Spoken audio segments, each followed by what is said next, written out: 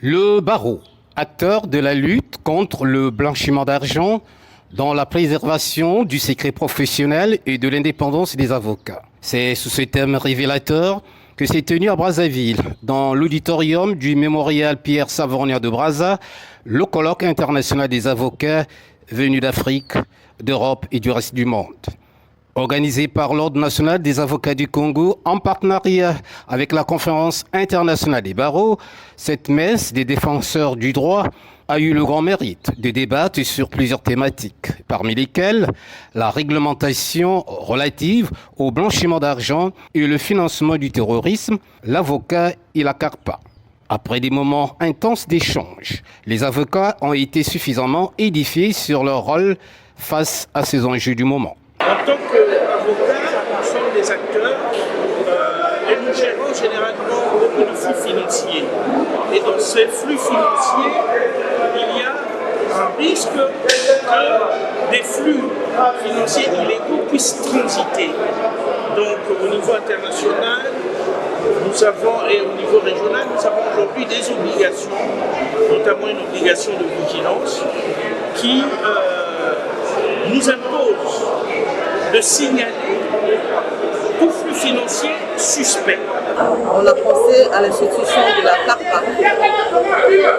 La CARPA permettra que les perceptions de sommes d'argent à partir d'un montant donné par les avocats pour le compte des clients pour toutes les transactions passent dans ce compte. Et ce qui permet d'avoir la traçabilité, d'avoir le contrôle des ressources, des sources de revenus et de permettre aussi de préserver tant l'image de la profession d'avocat pour gagner la confiance de la clientèle, de préserver aussi les avocats qui pourraient s'exposer à ces éventuels conflits. Pour un coup d'essai, cela a été un coup de maître pour l'Ordre national des avocats du Congo.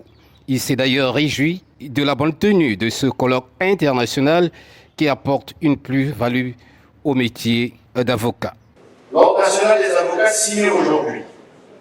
Et je ne peux que nous encourager davantage dans cette voie.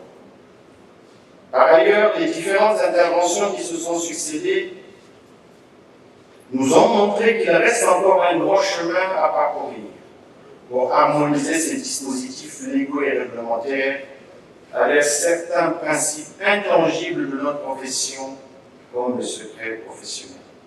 De la même manière, le renforcement des exigences liées à la maîtrise des activités qui sont les nôtres dans le cadre du mandat qui nous est confié par le client, parmi lesquels on peut citer la souscription, la gestion des contrats, les encaissements ou transferts des fonds récoltés pour le compte du client, peut être de nature à mettre en risque notre intégrité et il faut un contrôle régulier de celle-ci.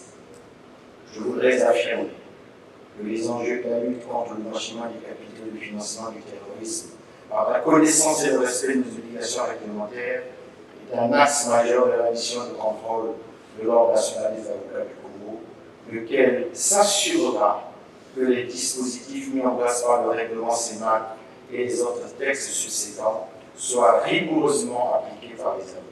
Ces retrouvailles des praticiens du droit ont été marquées par un match de gala de football qui s'est joué à la cité de Lomès, opposant le barreau de Kinshasa à celui de Brazzaville et Pointe-Noire. Ici, les avocats débarrassés de leur robe noire ont couru chaque fois derrière un ballon, dans l'intérêt de faire valoir le brassage qui doit exister entre professionnels. Au finish, la victoire est revenue aux avocats de Kinshasa, l'emportant sur le score étriqué de 2-1.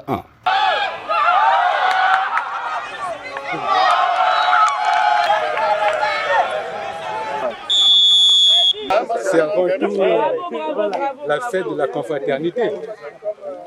C'est pas d'abord le score qui compte. Je tiens à signaler que c'est la première fois, pour le cas de la CIB, qu'il y a un match entre les deux barreaux. Donc voilà, on a joué aujourd'hui. Je pense qu'à la longue, à chaque CIB, il y aura un match entre les avocats et pour mieux enraciner nos relations. C'est pourtant dans une effervescence sportive hors du commun que le bâtonnier national Claude Coelho de Carvalho a procédé à la remise du trophée au vainqueur de la rencontre. Vivement la prochaine.